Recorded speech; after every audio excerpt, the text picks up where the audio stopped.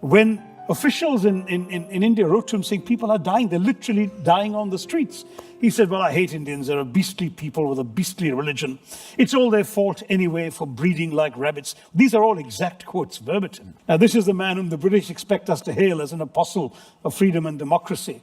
He has as much blood on his hands as the worst genocidal dictators of the 20th century. One of the more insidious challenges of colonialism is the extent to which our minds are colonized as well. And that colonization of a mind takes some growing out of. For us, for some of us, one never really grows out of it. I mean, I do know that there are many who can't help, as it were, their identification with things Anglophone and Anglophile, because that's really what they were schooled to appreciate. I have argued in the book, for example, that my fondness for Woodhouse and cricket, which you mentioned, actually is despite, in many ways, the fact that they have English origins. Of course, I'm even more fond of cricket now that we regularly beat the English at it. But famously, an Indian game accidentally discovered by the British, I think. That's a great line by a sociologist called Ashish Nandi, that it's actually an Indian game accidentally discovered by the British. I mean, clearly, our climate is far more suitable for cricket than theirs, for one thing. But anyway, where were we? I've lost my train of thought. Okay, that's okay. We can... Oh yes, P.G. Woodhouse, for example. Obviously the delights of Woodhouse are the delights that are imparted to you by your appreciation of the English language, what he does with stylistic humor, plotting, and so on and so forth. But the interesting thing is precisely because of that, you don't actually have to have any allegiance to Britain, as long as, in other words, the passport is the English language, but you don't need a British visa to get there. Okay. You can sit in India, surrounded by a very different world from that which he describes, and enjoy the escapism that his writing represents. And so it goes. But I realize that this is self-interested pleading, because obviously I am a product of the system, as you rightly point out. And I suppose one of the great problems with history is you can't establish the counterfactual. It's impossible to know what India might look like had the British not been there. Can I take you to those more structural things? The fact that India speaks the world's language, the fact that India has a centralised unitary government, that it is a democracy. How much has India's way in the world been made easier by those legacies? I think highly contested. Now, there's no question that some of this has been useful to us, and the English language certainly. But I want to stress, and I think you alluded to this in your introduction, that all the things that apologists for empire like to claim credit for, the English language, parliamentary democracy, the rule of law, the railways, all the classic cliches, and for that matter, even tea. Every single one of these things was brought in by the British to advance their control of India, to enhance their profits and serve their interests. Not one was intended principally to benefit Indians. And the fact that when they left, they couldn't take this with them, and we were able then to turn them around to purposes the original people who introduced them would never have intended, is something that I think is more to the credit of the Indian nationalists than to the Englishmen. I'm happy to go through the examples you mentioned. You take language, for example. The British had no intention of imparting education to the masses of Indians and made it very clear they weren't going to spend the money doing that. And indeed, as late as 1930, the American historian Will Durant observed that the entire budget of the British for education in India, from the nursery level to the highest university levels, amounted to less than half the high school budget of the state of New York. And that was for the entire country of India, with, at that point, 10 times as many people as the state of New York. The fact is that the British were not interested in investing in education, and even the English language was brought in just to educate a narrow class of sort of interpreters between the governors and the governed, people who would help the British by constituting a buffer between them and the dirty masses whom they ruled. I mean, that was very much the attitude. Macaulay actually said this in his notorious minute on education in India, where he said that we need to create a class of Indians, Indian in skin and color, but English in opinions and tastes and morals and in intellect. That was those were his exact words.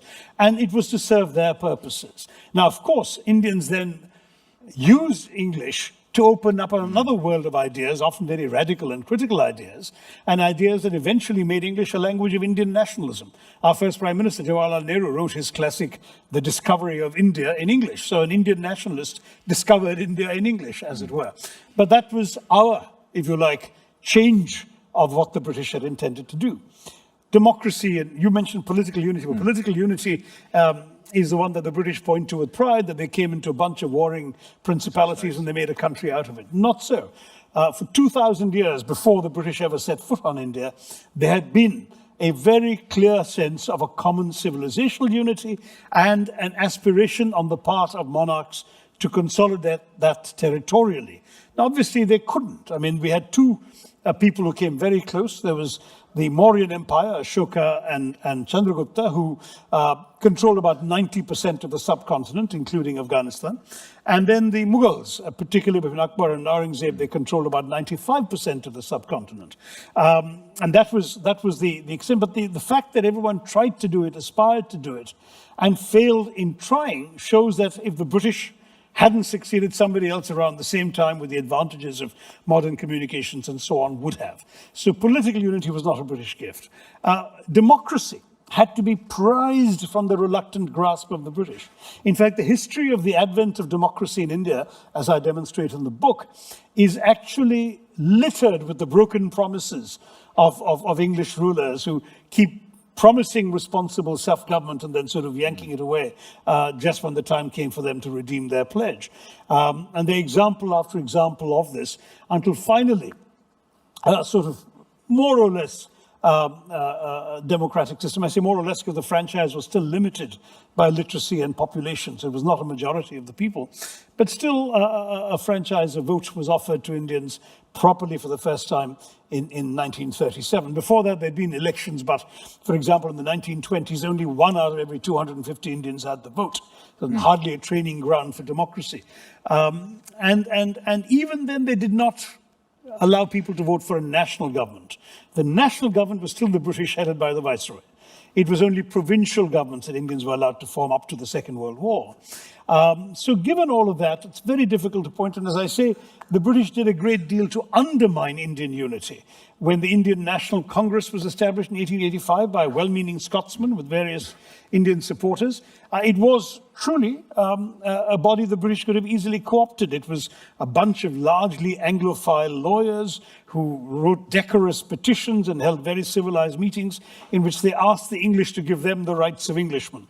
But the British saw even this as a threat. So far from welcoming it as a first step towards responsible self-government for Indians, what the British did instead was try and undermine the Congress to the extent of helping encourage the setting up of a rival body 20 years later, the Muslim League, which was set up explicitly on sectarian lines, with the British prodding them to say, look, these people will only represent the interests of the Hindu majority. Now, you look at their first 20 presidents, and they're Christians, Muslims, Parsis, as well as Hindus. And there's even an Irish woman, an Irish Catholic, Annie Besant of the Theosophist movement.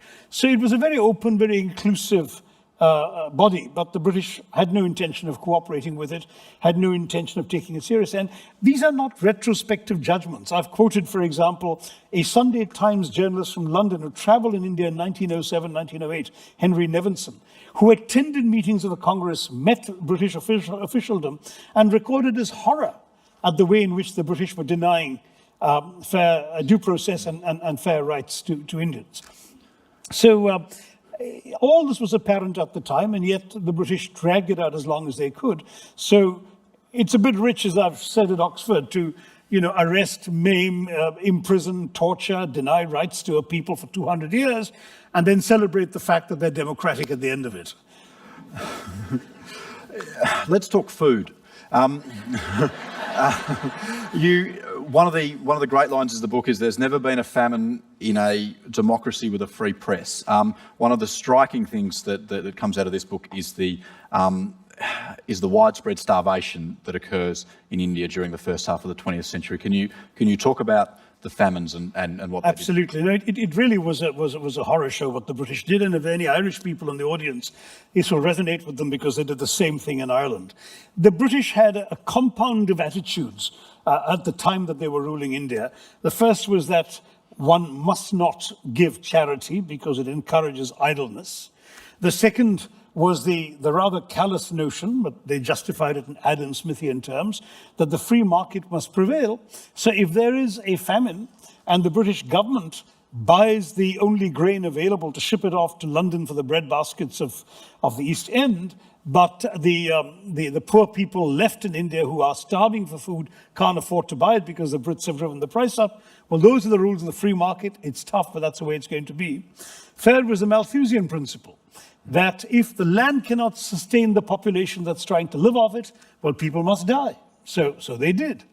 And the final thing, of course, was Victorian fiscal prudence. Thou shalt not spend money thou hast not budgeted for.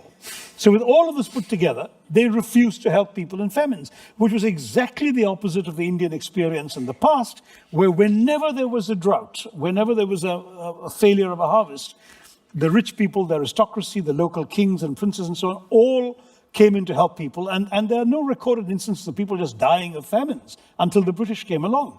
In fact, there are actually accounts by British observers in the late 18th century during the first devastating British-made famine in Bengal, which wiped out a third of the entire population, saying that in the nearby states still ruled by Indians, because Britain hadn't conquered all of India yet, people were being helped. And here in British India, they were not being helped as a matter of policy. Now, in Ireland, they did the same thing, which led to the Great Potato Blight of 1841 and the deaths of people. But the Irish at least had the option of jumping onto boats and sailing off to America. We didn't have that option. So we stayed in India and died. And the worst example that one can come to is Winston Churchill and the Second World War. Winston Churchill personally took decisions to allow people to die while his government acquired all the grain in Bengal that they could get, not to feed the war effort, as was wrongly suggested, but to enhance buffer stocks, reserve stocks, in the event of a likely future invasion of Greece and Yugoslavia. And Australian ships were docking at the port of Calcutta laden with wheat. And Churchill was personally deciding, either he or his odious paymaster general, Lord Cherwell, acting on his instructions, to not allow those ships to disembark their cargo, but to continue to sail on to Europe. When officials in India wrote to him saying people are dying, they're literally dying on the streets, he said, well, I hate Indians. They're a beastly people with a beastly religion. It's all their fault anyway for breeding like rabbits. These are all exact quotes, verbatim. And when one particular memo reached the Prime Minister's desk about the unconscionable number of deaths, it ended up being 4.3 million. All Churchill could bring himself to do was to write in the margin, somewhat peevishly, why hasn't Gandhi died yet? Now, this is the man whom the British expect us to hail as an apostle of freedom and democracy. He has as much blood on his hands as the worst genocidal dictators of the 20th century.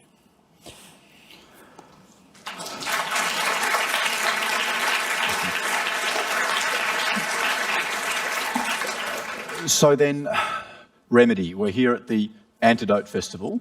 What is the antidote to a historical wrong, as you've laid out here?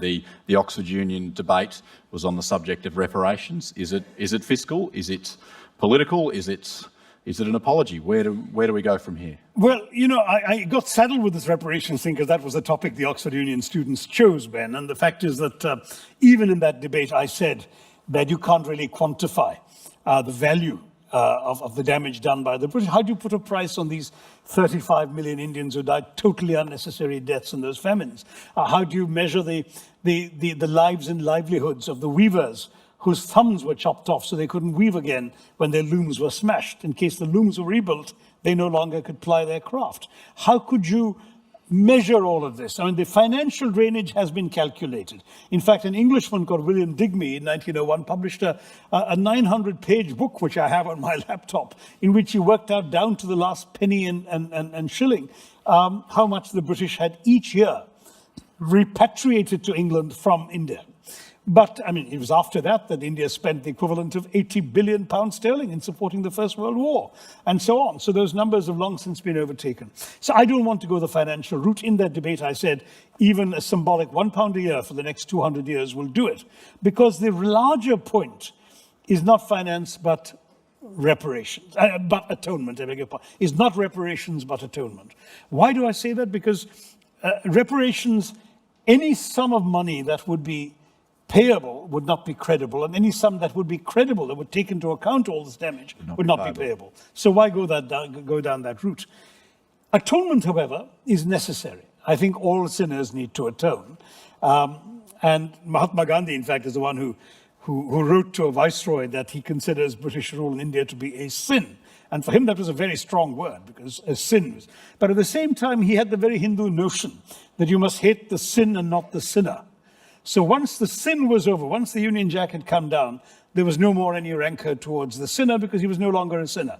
However, what about the past sins? And my answer is, first of all, well, there are three things I'd like to suggest to the British, and indeed have been suggesting to the British. The first is, I think they should teach unvarnished colonial history in their schools. There's this very convenient historical amnesia in Britain today, as a result of which what's happening is that you can do an A level in history in Britain today without learning a line of colonial history. Most people don't know what the British did, to the extent that YouGov, which is a poll that often looks at young people's views in Britain, every year for the last few years, I've quoted one, but there's another poll which is even worse, showing that a significant proportion of young English people actually are proud of the empire and would love to have it back. They have no idea what they're proud of. So they've got to be taught. That's one thing. Linked to that, I would say, is there needs to be more by way of memorials and museums. London is just absolutely covered with museums of various sorts, many of which are full of the products of theft from colonies. They're sort of chor bazaar for the Indians in the audience, masquerading as museums. But having said that, you can even find an imperial war museum in Britain, but you can't find an imperial museum, a colonialism museum. There's no place for children, tourists, visitors to go to and see for themselves the whole picture of what was done by the British and their foreign rule. And the third thing, oh, by the way, there's even a statue to the animals that aided the war effort in Britain, right in the heart of London. I've driven past it. And there is no statue to the 1.3 million Indians who gave of their own and won an improbable number of Victoria Crosses and so on in the First World War, and the 1.7 million Indians who fought in the Second World War. No statue to them. The animals, however, are commemorated. The British really have to recognize the debt that they owe. Finally, you mentioned an apology. To me, that is important. And I've got the perfect opportunity for it looming right now. On the 13th of April 2019 will be the centenary of what I consider the single worst atrocity of the British Empire, the Jallianwala Bagh massacre, the Amritsar massacre, some people call it. Not because of the numbers of people killed. The British actually killed 100,000 people in Delhi alone in putting down the revolt of 1857. But rather because of everything that accompanied it. We'll give you 2 minutes to explain. It came at the end of the First World War, which even Mahatma Gandhi had supported the Indian war effort. And Indians had sent money, treasure, taxes which they could not afford, pack animals, rations, clothing, uniforms, carts, even rail lines ripped out of the ground to aid the war effort, in the hope that at the end of all of this, there would be the grant of what the British had promised to the white Commonwealth, responsible self-government. It never came. They betrayed the promise. And not only did they betray it, but they actually reimposed wartime era prohibitions on freedom of speech, freedom of assembly, freedom of the press, and so on. Immediately protests broke out, saying this is simply not what we were promised. And the British, in effect, declared martial law. They didn't use the phrase, but they sent generals out to the various provinces to put down the unrest. In Amritsar, the second largest town in Punjab, we had the arrival of Brigadier General Reginald Dyer. And he got there and he proclaimed that people couldn't gather in groups of more than 5 and so on and so forth. But he completely failed to notice that this was the Punjabi Spring Festival of Baisakhi. And in a walled garden called Jallianwala Bagh, a large number of men, women and children had gathered to commemorate the festival, completely unarmed. He arrives there with a bunch of soldiers. He doesn't ask them what they're doing there and why they're there. He doesn't even take a look at who they are. He doesn't fire a warning shot. He just orders his soldiers to shoot into the bodies of the unarmed, wailing, soon stampeding men, women, and children. And as they try to flee this garden, this walled garden, there's only one gate, one exit. And he stations his soldiers right there, as he himself explains later, because that makes these people easier targets. 1,650 rounds were fired, and he boasted proudly not one bullet was wasted. The British admitted to 379 killed and the rest injured. The Indians claimed the figures are much higher. Whatever the truth was, it was a horrendous, horrendous massacre. At the end of it, he bars the gate shut and doesn't allow even the relatives of the dead, the dying, and the wounded to tend to their dear ones. They are forced to lie for 24 hours in the hot April sun, many of whom die because of that. On top of that, he forces Indians to crawl on their bellies on a narrow lane nearby, and if they so much as lift their heads are bashed in by British staves. At the end of all of this, of course, there is outrage. The House of Commons condemns him. The House of Lords promptly passes a resolution praising him for what he had done. And the British take out a collection to reward him. And they raise the equivalent of £250,000 in today's money, which is presented to him with a bejeweled sword. And that flatulent voice of Victorian imperialism, Rudyard Kipling, hails him as the man who saved India. Now that entire package, the betrayal at the beginning, the cruelty of the massacre, the racism and indifference to Indian suffering that followed, the justification and reward, you take the whole thing together, and to me it makes it the single most fitting act that is worthy of an apology. And if somebody on the centenary of that event, somebody from the royal family, because everything was done in the name of the crown, were to come to Amritsar and go down on their knees at Jallianwala Bagh and beg forgiveness or express remorse, apologize for this sin, I think it would have a remarkably cleansing effect and perhaps wash away much of the wrongs that were done in the preceding 200 years.